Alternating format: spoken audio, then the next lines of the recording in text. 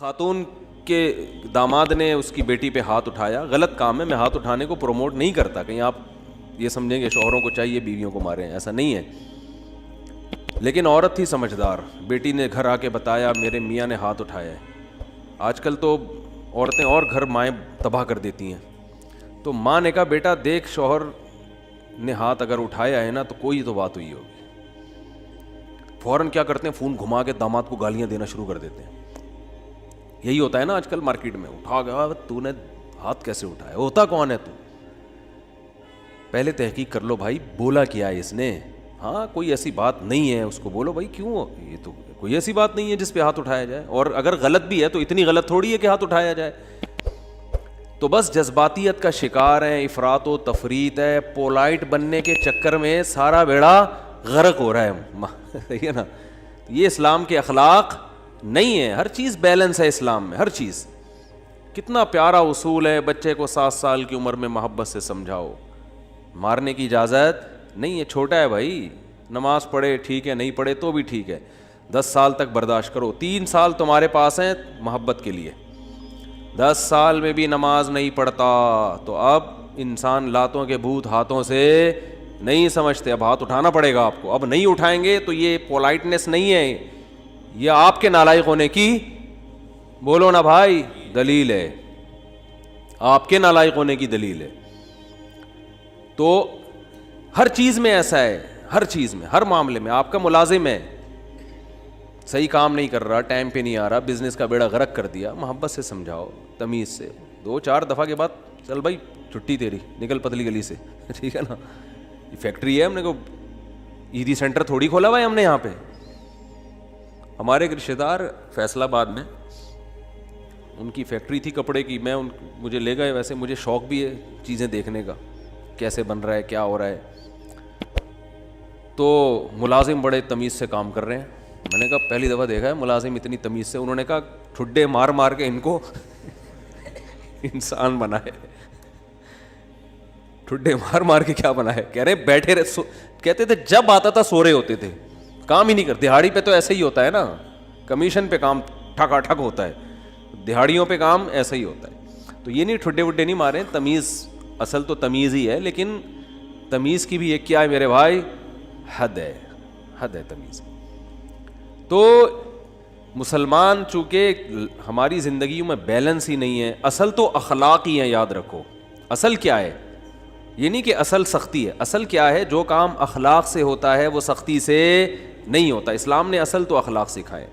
آپ صلی اللہ علیہ وسلم نے فرمایا قیامت کے دن میرے سب سے قریب وہ ہوگا احسنہم اخلاقا، جس کے اخلاق سب سے اچھے ہوں گے۔ گالیاں، ٹھڈے، یہ کوئی تہذیب نہیں ہے، مار دھاڑ، گھروں میں چیخو پکار، گالیاں دے رہے ہیں رشتہ داروں کو، گالیاں بلب کے رشتہ داروں کو، بھائی کہ لائٹ اگر جا رہی ہے تو گالیاں دینے سے لائٹ تھوڑی آ جائے گی، ٹھیک ہے نا؟ نہ بلب کے رشتہ داروں کو گالیاں دینے سے لائٹ آئے گی، نہ بلب کو گالیاں دینے، آپ کی زبان کیا ہو جائے گی، خراب ہو جائے گی۔ تو اصل تو اخلاق ہی ہیں۔ حضرت انس بن مالک رضی اللہ تعالی عنہ نے 10 سال نبی کی خدمت کی ہے، بچے تھے، فرماتے ہیں ایک دفعہ بھی ایسا نہیں ہوا کہ میں نے کوئی کام نہیں کیا اور آپ نے یہ پوچھا کیوں نہیں کیا، اور میں نے کوئی کام نہیں کرنا تھا اور کر دیا تو آپ نے یہ پوچھا ہو کہ کیوں کیا، بس جتنا کام کر دیا ٹھیک ہے، نہیں کیا تو بھی ٹھیک ہے۔ نبی صلی اللہ علیہ وسلم نے حضرت انس بن مالک کو ایک دفعہ کسی کام سے بھیجا، وہ بچے تھے، بجائے کام کرنے کے بچوں میں کھیلنے لگے جا کے، تو آپ صلی اللہ علیہ وسلم گئے، دیکھا بھائی کہاں ہیں، تو دیکھا وہ تو کھیل رہے ہیں، تو آپ صلی اللہ علیہ وسلم حضرت انس بن مالک کے پیچھے جا کے کھڑے ہو گئے۔ حضرت انس نے پیچھے مڑ کے دیکھا تو آپ صلی اللہ علیہ وسلم کھڑے ہوئے مسکرا رہے ہیں، کچھ بھی نہیں کہا۔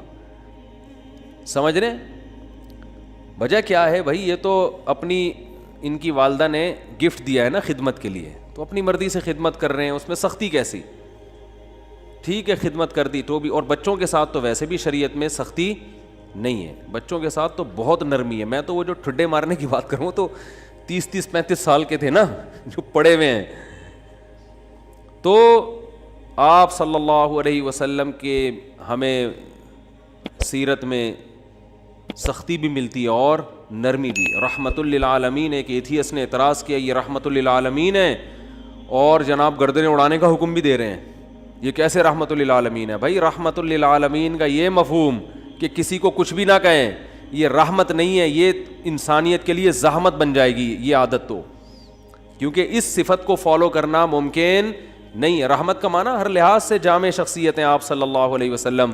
مشہور واقعہ کئی بار سنا چکا ہوں، دوبارہ سنا کے بس پھر آگے بڑھتا ہوں، کہ ایک شخص نبی صلی اللہ علیہ وسلم کی جاسوسی کر رہا تھا، گرفتار ہو گیا، تو آپ نے حکم دیا اس کی گردن اڑائی جائے۔ اب دیکھو گردن اڑانے کا حکم دینا بظاہر یہ رحمت کے خلاف ہے نا۔ ہم کہتے ہیں نہیں بھائی گردن کیوں اڑائی جائے، اسلام تو بہت وسیع مذہب ہے، ٹھیک ہے نا، اللہ بہت غفور رحیم ہے۔ آپ صلی اللہ علیہ وسلم نے حکم کیا دیا؟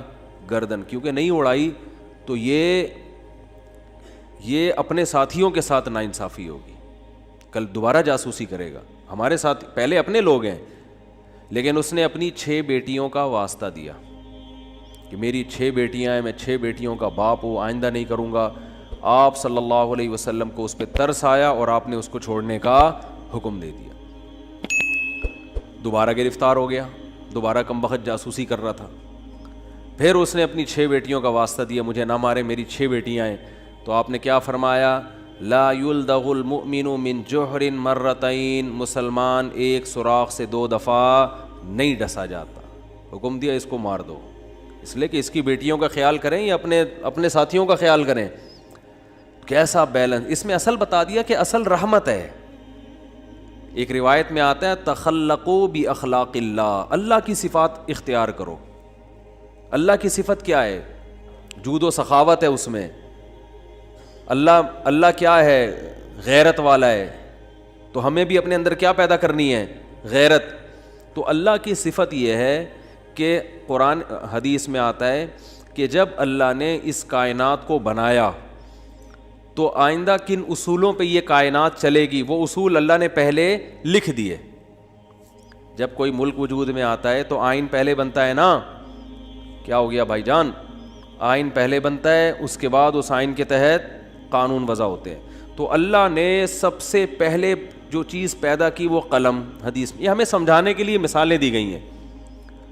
اول ما خلق اللہ القلم، سب سے پہلی چیز جو اللہ نے پیدا کی وہ کیا ہے؟ قلم، کائنات کو بنانے کے بعد، تاکہ جو کائنات جن اصولوں پہ چلے گی نا، وہ اصول، وہ آئین پہلے سے طے ہو جائیں کہ اس آئین کے تحت چلے گی۔ اور اللہ نے سب سے پہلی چیز قلم بنا کے اسے حکم دیا لکھ، ٹھیک ہے نا؟ کیا حکم دیا؟ بولو نا، لکھ۔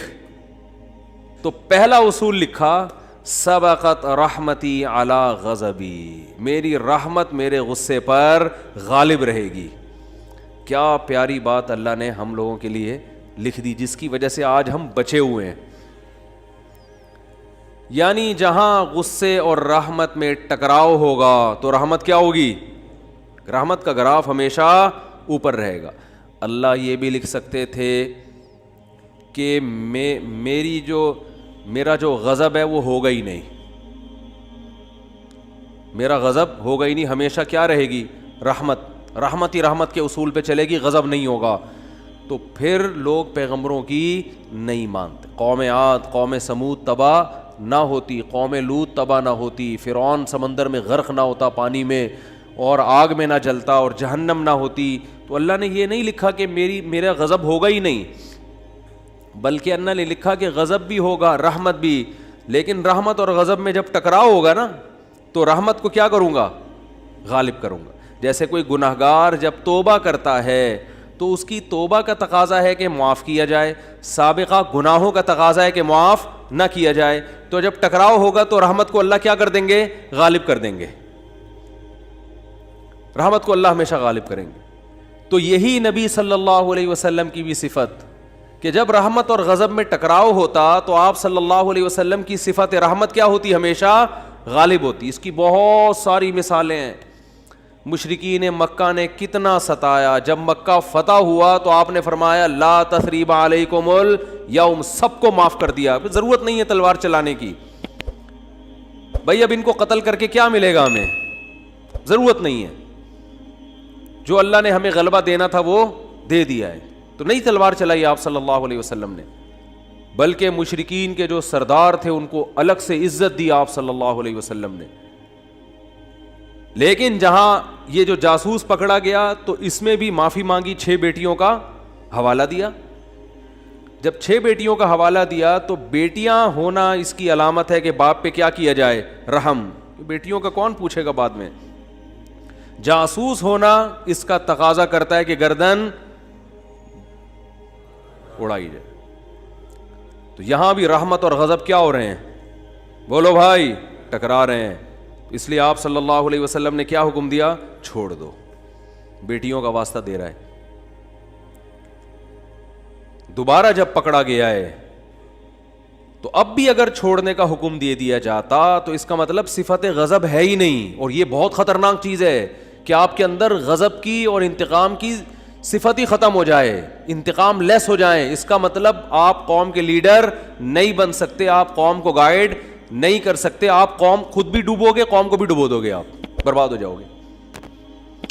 تو میں یہ اتنی ڈیٹیل میں اس لیے بیان کر رہا ہوں کہ یہی چیز ہمیں بھی اپنانے کی ضرورت ہے. اصل پیار ہے, اصل محبت ہے, اصل رحمت ہے, اس کو غالب رکھنا ہے ہمیشہ.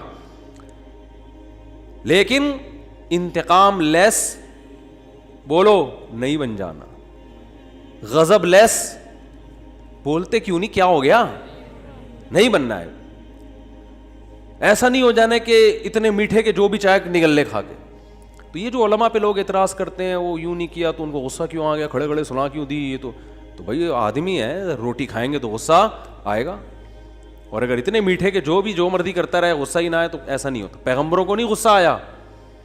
حضرت موسیٰ علیہ السلام کلیم اللہ, صحیح ہے نا, ان کا جلال کیا تھا, مشہور تھا, کلیم اللہ تھے. کیسا جلال کے واقعات ہیں. حدیث میں آتا ہے کہ موت کا فرشتہ حضرت موسیٰ علیہ السلام کے پاس آیا انسانی شکل میں.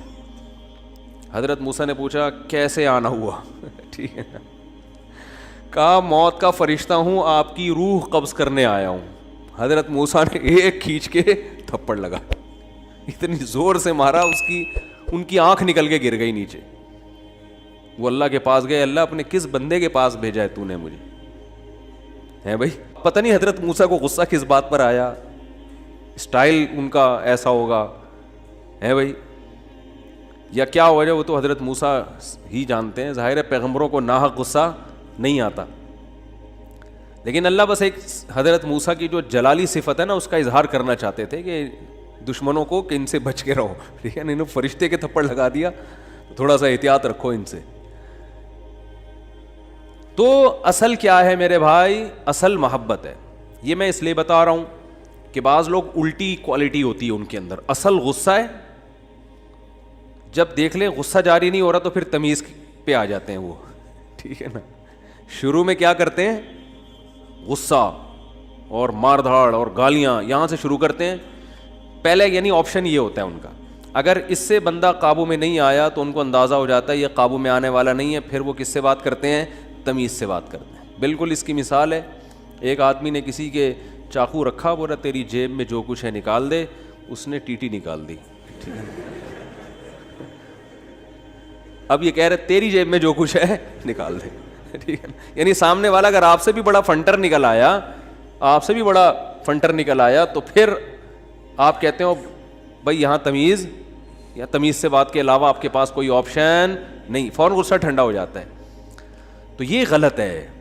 نہ تو غصہ لیس ہو جانا ٹھیک ہے کہ کچھ بھی ہوتا رہے, اور چونکہ میاں بیوی میں بہت ہو رہا ہے آج کل, یہ بہت زیادہ پھڈے جھگڑے, داماد ایک نمبر کا ہیروئن چی چرسی کہیں کا الو کا, کیا بولوں میں, اور برداشت پہ برداشت, نہیں کل ٹھیک ہو جائے گا, نہیں پرسوں ٹھیک ہو جائے گا.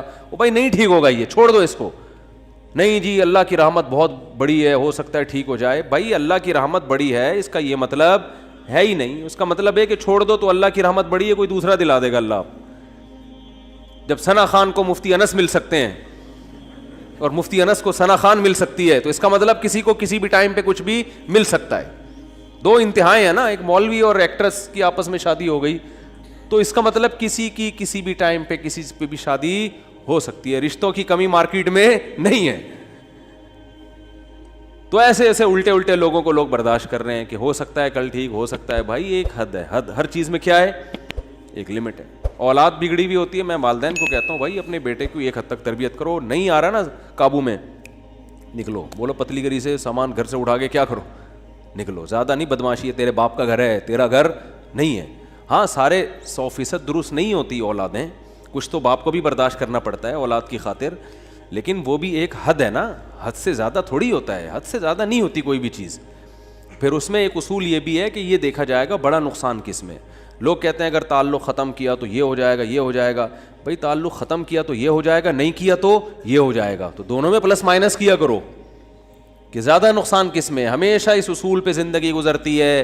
یاد رکھو دنیا میں سارے فائدے کی چیزیں کبھی بھی حاصل نہیں ہوتی, ہر کام کے کچھ سائیڈ ایفیکٹ ہوتے ہیں.